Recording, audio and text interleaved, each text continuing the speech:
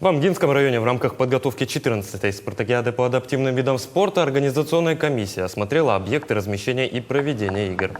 Сами игры пройдут в районе в начале июля этого года. Всего планируется приезд около 2000 спортсменов и организаторов мероприятия.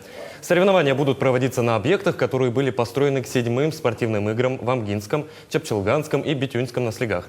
Для проживания спортсменов задействуют объекты образовательных учреждений. Также в каждом из них учтут требования доступной среды для инвалидов, в том числе для спортсменов-колясочников и незрячих. Участники спартакиады будут соревноваться в 10 видах спорта.